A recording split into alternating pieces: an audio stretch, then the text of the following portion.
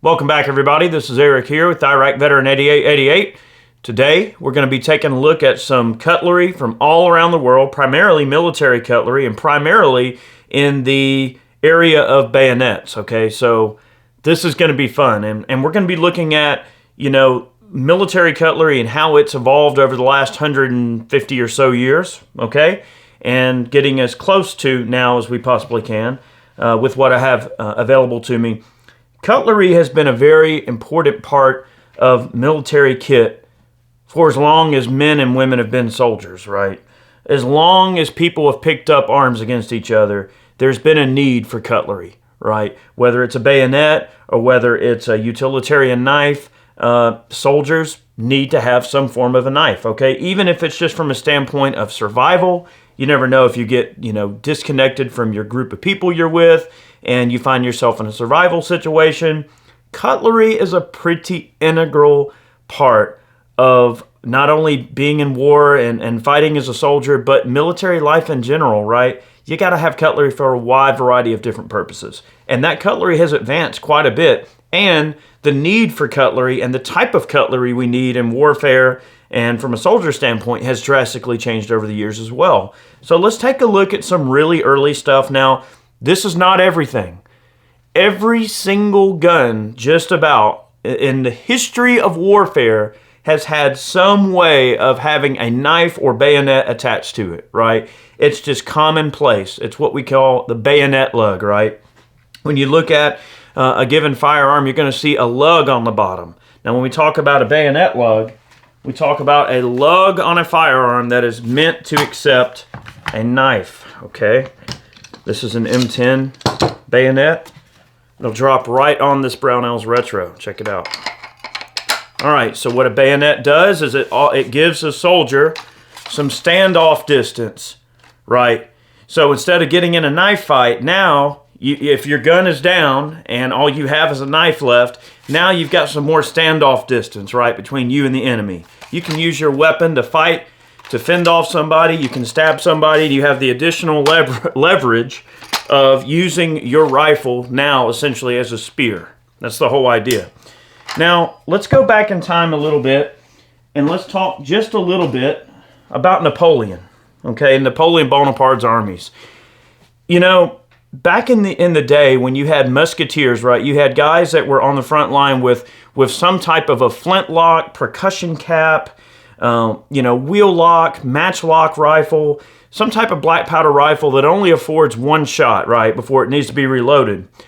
In those transitional days of warfare where guns were being used, but hand-to-hand combat was most certainly, not only was it a high likelihood that you would be involved in hand-to-hand combat, you were almost guaranteed to be involved in hand-to-hand combat. So the need to kind of bridge the gap between, okay, a guy who's armed with a rifle and a guy who can still be effective should he need to use his rifle as a, let's just say a blunt weapon to attack back or protect himself or whatever, but also to create that standoff distance with a piece of cutlery.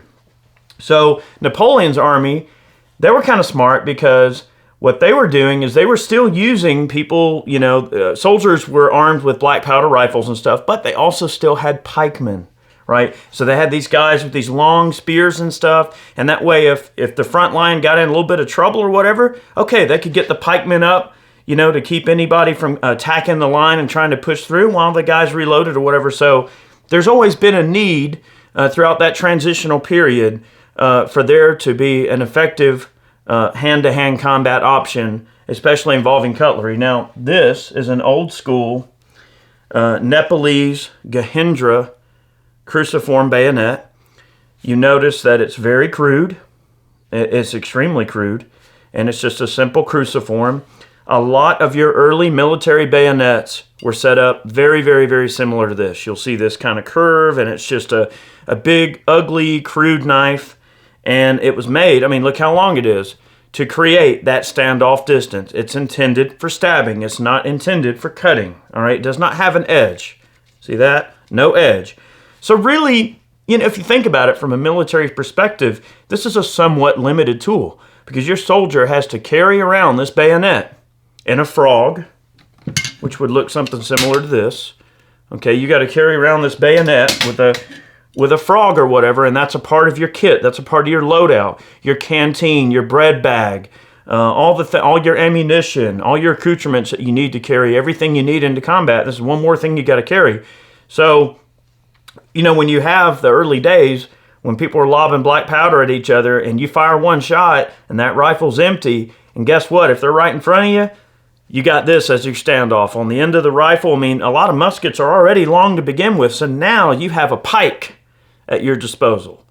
And that's what a lot of early military bayonets were intended to be, is a pike. Because remember, you're getting from sort of that transitional period between guns and like pikes and melee weaponry, swords and things like that. So another transitional type of thing you run into, I mean, like this right here is the Chilean short sword. I'm sorry, this is an Argentine short sword. That's an Argentine crest that's been ground down. Now, this sword was probably made around the turn of the century, probably around 1910, okay, 1912, somewhere in that ballpark. So, see, even getting into the smokeless era, right, getting into World War I, and all the, you know, the turn of the century, you had a lot of countries that were adopting small bore, smokeless rifle, rifles, smokeless powder rifles, I should say. And the sword was still in use, okay? This is a short sword, and it would have been used on horseback or possibly for an artillery unit. Swords were still a symbol, okay? You know, a lot of those old habits really died hard on the battlefield.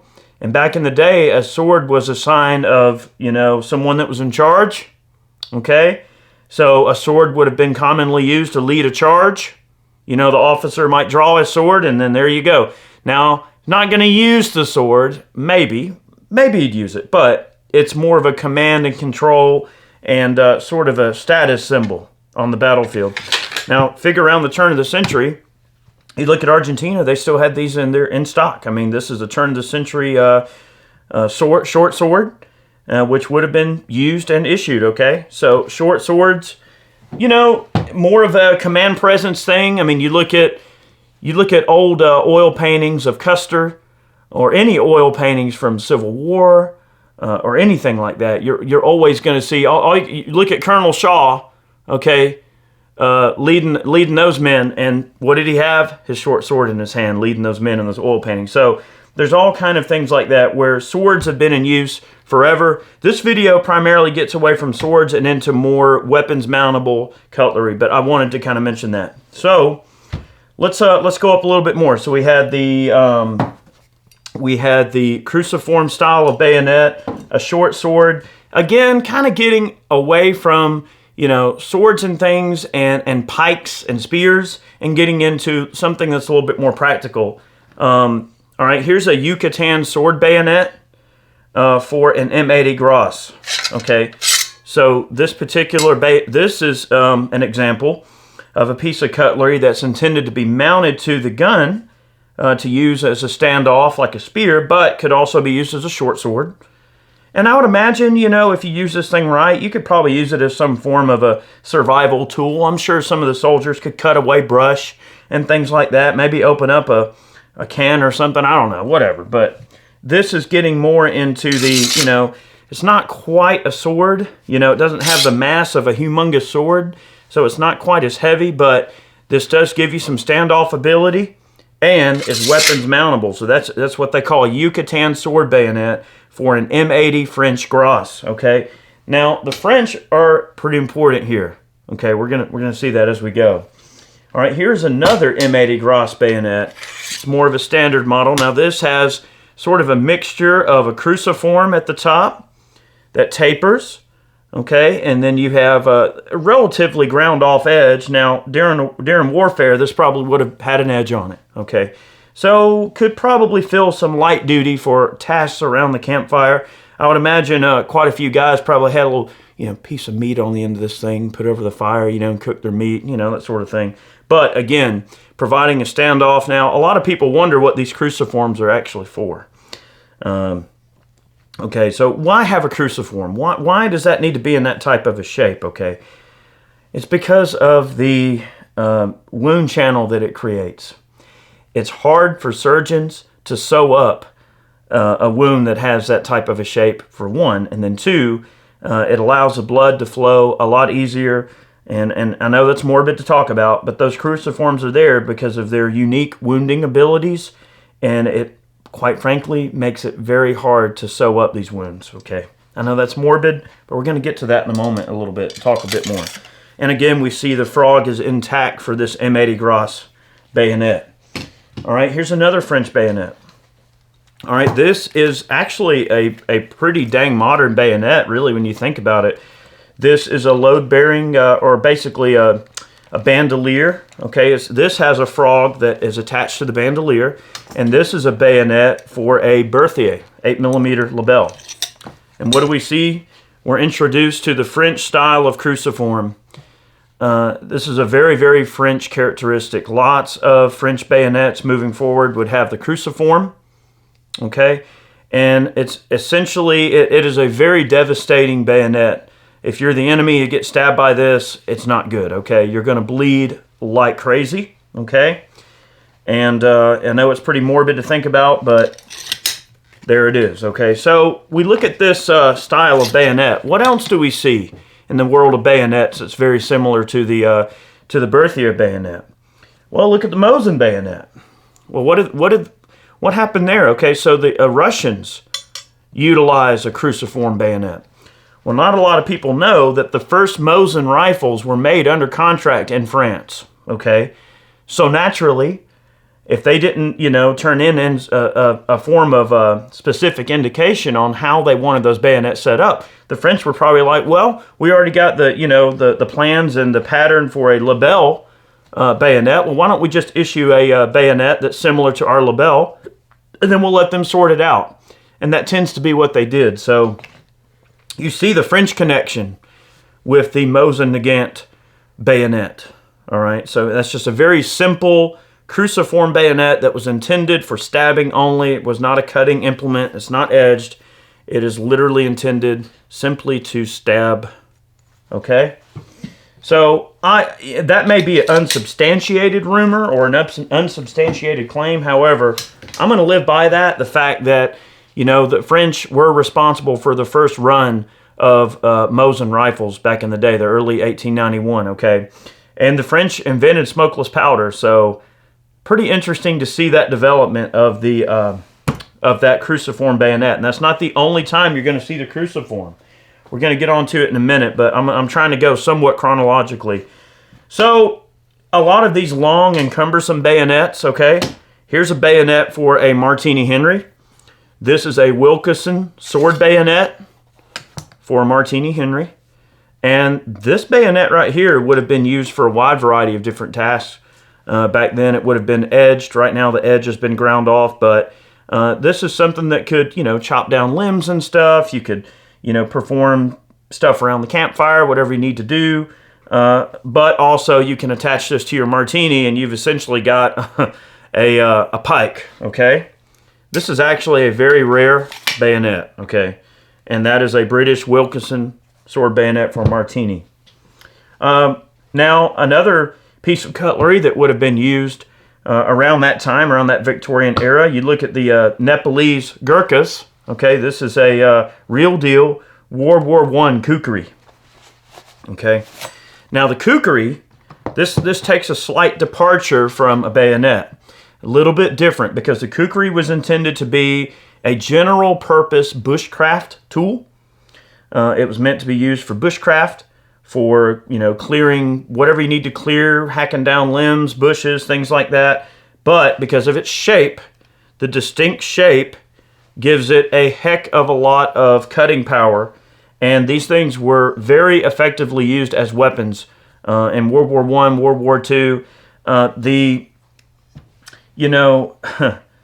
The kukri has become literally a symbol of the Gurkhas, okay? And there's sort of and this is, I probably shouldn't have even pulled it out of the sheath, but they say it's bad luck to pull a kukri from the sheath, okay, and not put it back in the sheath without your enemy's blood on it. It's bad luck. That's just how important of a symbol the kukri has become for the Gurkhas. And this has, Nepalese regimental markings on the spline here. This is a really nice World War I piece. I've got a couple of these. And then kukris were also issued. Now, they have a specific name that I'm not even going to try to pronounce, but it's a fancy name for them. But they have these auxiliary knives that are issued in addition to the kukri. And you've got a little file here. It's like kind of a flat edge for sharpening, okay? And then you've got a small, like basically what would be a utility knife, and that's used for cutting up like, your small stuff. You're not going to try to take a kukri and, hack a carrot apart or whatever. So this would give you the ability to handle all your small, little campfire tasks and things, okay? Starting fires, striking flint. You would also use this one to strike a piece of flint. You can see the knurled edge on it right there, and that's for striking flint. See? Now you know something. All right. So we'll take this and put it back. Now, it doesn't have the blood of my enemies on it. That's okay. That's your kukri, and that's a very, very iconic piece of cutlery there. I've got, before we move on to some of the more compact bayonets and things, I do have a couple of really oddball, pieces of cutlery to show you. This is a British World War II era camp machete that I actually purchased through an estate. Okay, this one's been highly customized in the Pacific Theater. Apparently, the gentleman that this belonged to apparently was in the Second World War, and he was an officer. And the locals liked him so much they decided to basically customize a couple of pieces of his cutlery, and of course, he let him do it. So, all right, this is one. All right, and that's just a nice old school. British machete. It's had a piece of, I believe looks like a piece of ebony, I would guess. It's a really dark wood with some pretty engraving. And, of course, they soldered on some copper wire here just to hold it in place. The work is not bad, but I think it's a nice gesture that they did for him there to, customize his machete. All right, and then you can see, of course, on the sheath, they did some embossing and things. All right, and I've got another one. Okay, this was for the same gentleman in the Pacific Theater. Now, this one's a little bit more ornate, okay? We've got a really cool relief engraved here, okay, on the sheath. And then we've got another British machete. And now machetes would have been very, very much in use all across many, many different military platforms, but also throughout many wars, right? I mean, tons of machetes were issued in World War II, World War I, and World War I. They had the smash-its, were basically just humongous knives. There's so many knives out there that I can't show you because I just don't have them, but I'm just trying to show you like what I've got. And of course, we've got this really cool carving here on the hilt of it. This one's been customized, but really cool, and it's got some character. And the work was really well done. You could literally take this thing out and chop limbs and stuff with it right now, and it would not be an issue. Completely, good to go machete that can still be taken out and used right now. Still got an edge on it, okay? So, as time went on, obviously, soldiers didn't want to carry around a giant short sword, or, in the case of this, they didn't want to carry around a literal sword anymore. It just wasn't practical, right? So, bayonets start to really take a turn where getting into out of World War I and into World War II, bayonets got much more compact. Bayonets became almost more of an accessory that you may or may not ever even need, but they wanted you to have it. And then some bayonets would serve a multi-use tool fashion. All right, so let's look at the Mauser bayonet. Now this is an old school Mauser bayonet. This one's kind of crude. It's not in very good condition, but normally this thing would have a frog and all. But your Mauser bayonet, all right, now that's getting a little bit more into, okay, I could mount this on a Mauser, and if I had to use my gun as a pike, I could. But this is short enough where I can still, perform light duty around the camp if I need to, slice small limbs or whatever. And it's short enough, or now I can use it possibly as a fighting knife. If my gun's broken, or if I don't have time to get this on my rifle, now I've got a knife that I can protect myself with. So it is a piece of cutlery that I can defend myself with now. Okay? So this particular Mauser bayonet is a Turkish Mauser bayonet. They're kind of crude. Now, they get really nice depending on which ones you get. And there's all kind of variants of these Mauser bayonets. Okay, this is a bayonet for a Swiss K31 service rifle. And you can see it's in very good condition, very finely polished. I mean, this is a fine bayonet, very, very high quality piece of gear. Okay, and again, serving a wide variety of different purposes for a soldier. Everything from cutting open your dinner to cutting open your enemy's throat if you have to, I suppose. Okay, hope it don't come to that, but you know. All right, and then, you know, that's your Mauser style. So the way your Mauser bayonets typically mount is you've got a lug on the bottom of the barrel, but then you've also got, or the stock in some cases, it'll be mounted to the stock. And then this goes over the muzzle to keep it in line. Okay, so the muzzle actually goes through this hole. All right, so we're going to get into some more World War II bayonets. Okay, this is a let's see, what was that frog dated? You said 44 earlier? This is a 1944 Enfield spike bayonet. Now, they went away from the cruciform, so instead of going with a cruciform, they're just like, all right, lad, you're getting a spike. Okay, and if push comes to shove, you're gonna take this spike and you're gonna jam it through the enemy's neck. Okay, because that's what you got. That's what we're giving you, and that's what you get. You know, here you go. Go have fun. So again, when you talk about getting from something as intricately made as this in British service, now we have to agree that's a fine piece of hardware right there. You're getting a spike. That's it. So it just goes to show you the limited use of the bayonet moving forward throughout warfare. There's still a use for it, but they wanted to make it as light as possible so a soldier wouldn't have to keep up with a lot of extra gear unnecessarily. Okay? Now, they also did, all right, that's another spike. This one has a green frog. This is one of Chad's bayonets for a number 4 Mark 1 or Mark 2. Okay? This one looks like it probably fit a Mark 1. All right, and then getting real late, you have actual blade bayonets, okay? So there's a variety of different Enfield bayonets. So with the Enfields, you have blades and spikes, all right? This is a bayonet for a VZ58, okay? Very, very simple bayonet. Has a Bakelite handle, okay? And this kind of, you know, faux tan leather here, which is really cool. And, you know, I like the VZ58 bayonet. You could put you a really good edge on this, and this would be like a great little camp knife. And it's short enough and blunt enough on the end. You could pry open cans of food if you needed to. And this is just a great small utilitarian knife, but if you're a soldier and you need to mount it on your rifle, you can do so.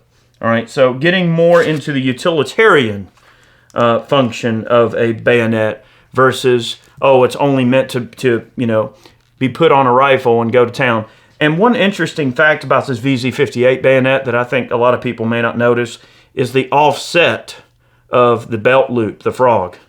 So when this is on your belt, it actually sits at offset versus most bayonets are simply just up and down, whereby this one's at offset. So I feel like that's a kind of a cool, important little, you know, detail that a lot of people may not notice. Okay. This is a bayonet for a FN-FAL. You can see it's this is just a simple spike. Okay, it goes maybe a little bit more in depth than just having a standard spike on an Enfield bayonet. If you think about it, it serves the same purpose as an Enfield bayonet, but notice how wide it is. So if you're stabbing someone with this big, thick piece of metal, that's going to create a very nasty wound, okay? And it's going to be a real bear for a surgeon to stitch up that wound, okay? I know that's morbid to think about, but that's an FAL bayonet with its frog, okay? And, you know, they used, obviously, this type of Alice clip style of system there on their bayonets, okay? Now, we're going to look at a couple of M16 bayonets. Now, they went through a lot of different modifications. We'll go, this is just an old school M8 bayonet. Okay. Now, John and I were trying to figure out earlier exactly what this mounts on, and without researching it, I want to say probably like an M14 or something. That might be an M14 bayonet because it doesn't have the flash hider lug on it. Okay, so I'm thinking that's probably like a bayonet for possibly an M14. I'll have to check that later. All right, and this is an M16 bayonet. This is an M8 A1 M16 bayonet. We happen to have an M16 here. We'll see if that'll drop right on. Okay. So there's that. Oh yeah. You can stab the heck out of something there. Okay, so that's your M8.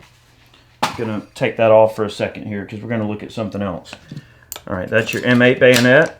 Then getting up into the M10. Now this is, in my opinion, probably one of the most advanced and useful bayonets ever made. Now you notice I don't have an AK-47 bayonet here. I know you guys are gonna kill me.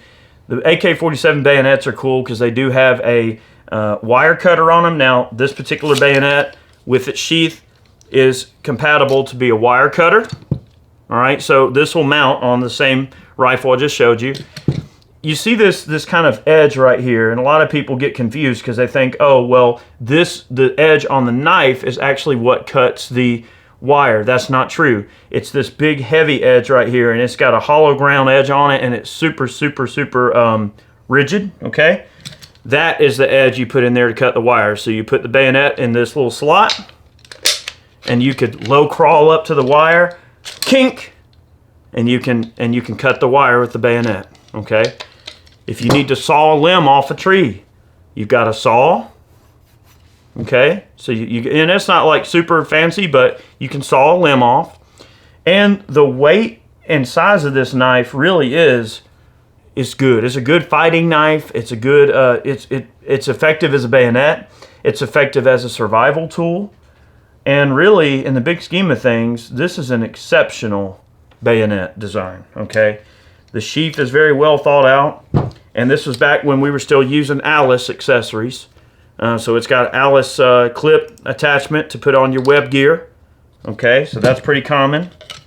You know, I like the sheath, okay? The sheath has a drainage grommet on the bottom, so if this thing gets full of water, it'll just drain right out. And it gives you a wide variety of different mounting options for the knife itself because you got these slots here you can, you know, attach with a piece of cord or whatever, or an old belt or something. So lots of different ways to attach it and secure it. And in my opinion, this is probably one of the most drastic and deliberate culminations of bayonet technology. This is a pretty solid bayonet, right? Okay. So there's a couple of American bayonets, and then we already showed off all the other ones. This is a really cool modern knife. Now, this is just a, you know, a basic, relatively standard full-tang Mora knife, but a lot of people don't know that this Mora knife is actually accepted into service in Norway. So this is Norwegian military issue. So look at the difference, okay?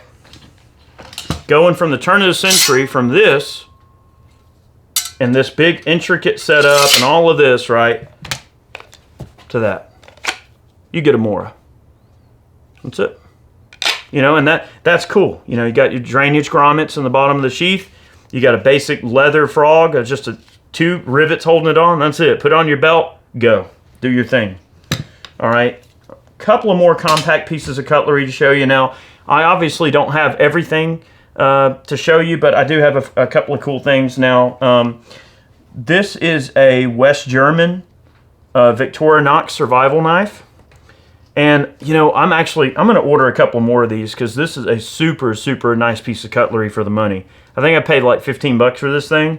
So you've got a knife with a serrated edge on it, which is super useful, and it is a lock back. Okay, so it does lock. All right, you've got a saw. Look at that. You can scale fish. You can saw a little limb if you need to. All right, that's nice. You've got a can opener as well as a flat edge. Okay, if you need to tighten a little screw or something like that. And again, that also has a frame lock on it. And then we've got, there's one more on there. Oh, it's a couple. You got a Phillips head screwdriver. That's cool. And then back here, we've got a, come on now. a leather punch. All right? You done got fat from eating too much, you need to make your belt bigger, you can go and stab you a hole in your leather. But that's what that's intended for, is a scribe, but primarily for punching a hole in leather, okay? That's a really handy piece of cutlery. So, you know, not all military cutlery has to be a bayonet that can mount on a rifle or an offensive sword, right? The military obviously sees and has seen across, you know, all different kind of history, of course, that, you know, soldiers need to have the same type of things that a camper might need, right? If you're out camping, I mean, because really, if you think about it, being a soldier is just camping with guns, right? I mean, it kind of is, right? Except the campers, you know, do occasionally try to kill each other. But essentially, when all of that ain't going on, you still got to, you know, cut your food open, hang out by the fire. You know, there's all these different tasks that you might have to perform hanging out. So that's a really, really cool piece of cutlery. And that's a West German military issue Victorinox. Okay. This is an old school Solingen otter. This is another piece of German cutlery. Now, this is kind of a very, very inexpensive military knife that could just be issued to a wide variety of different folks. And it's super, super, super, super simple and cheap, right?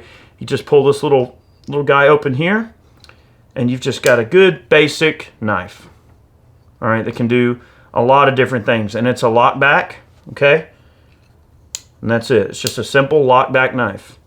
Very, very thin, simple, easy to conceal, great for a variety of just small camping tasks and things.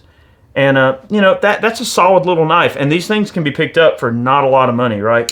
So that's an example of, you know, you're going completely different area down the rabbit hole. Mauser bayonet, modern German knife.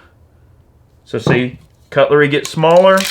And as the need for a stabbing device on the end of your gun becomes less and less important, you know, it gets a little more practical, just like, you know, anybody else would have. Now, this particular knife right here is a little confusing. I don't 100% know exactly. I want to say this is French, okay?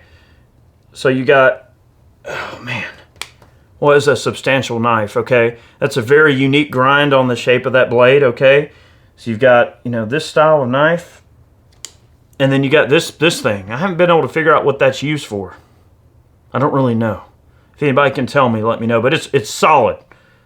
Okay, so, all right, so we're getting away from just kind of general cutlery and bayonets. I'm just going to quickly, very, very quickly, show you a couple of instances where bayonets are permanently attached to guns. I'm also going to show you a bayonet trainer. This is an AK-47 bayonet trainer. All right, and essentially you have just a very crude stock with essentially nothing more than a piece of iron pipe put in the middle of it, and you got a plunger in here, and you can stab each other with this safely. So this was intended for troops that were training, could hit each other, block, you know, learn how to block a bayonet attack. They could, you know, attack each other with them and not hurt each other. Okay, so you have a bayonet training aid. All right, that's kind of related to what we're talking about. And then you look at guns such as, you know, one that really comes to mind is the SKS, and it's permanently attached cruciform bayonet. All right, again, you know, the Russians designed the SKS, and it went on to become used all around the world, but what do you see? All right, Mauser cruciform, same type of cruciform that they went with on the SKS. Remember the French connection. Back to the Gras bayonet. So that's where you see that cruciform showing back up in combat weaponry, okay? But they didn't just use spiked bayonets. In Yugoslavia, they had a blade bayonet that they put on their SKS, okay? And you'll also see the Russian SKSs use a sword bayonet instead of a spiked bayonet, all right? In this case, we got a Chinese Type 53. Both the Type 53 and the Russian M44 used a permanently attached cruciform bayonet. Again, staying with the same style of cruciform as the M9130 and 91 series of rifles, and same cruciform as the Gras, which I'm going to stand by my decision there that I believe that that's a leftover from the French era there. But really cool stuff. I mean, there's lots of instances where the bayonets are permanently attached to the rifle. So that's pretty much what I wanted to show you in a nutshell. I mean, there's many, many, many more bayonets. If you guys are interested in this type of subject, do some research, because there's tons of this stuff out there. This only scratches the surface of what is out there in its totality. Chances are, if a military firearm was ever made or issued, it's got some form of bayonet with it, okay? And it's just a common item that goes along with a military issue firearm, is always going to have a bayonet. So that constitutes a collecting niche all of its own, right? People people collect bayonets just like they do rifles. So look into it. You might see that there's some really fun stuff out there for you to get into. So thank you for watching today. We hope you enjoyed this and maybe learned something. Hopefully I didn't ramble too bad, but I just want to kind of show you guys some neat pieces from our collection here. And definitely want to take a moment to thank all of our Patreon supporters. Your support directly helps us put together content just like this. And I want to take a moment to thank the folks who purchase man cans over on the website. That's a monthly subscription box that we sell. All the funds that we earn from that go right back into these videos. Also, if you want to support us, you can go over to Ballistic Ink and pick yourself up a t-shirt. All those funds, of course, go right back into our channel. So thank you so much for watching today. We hope you enjoyed it, and we'll see you next time.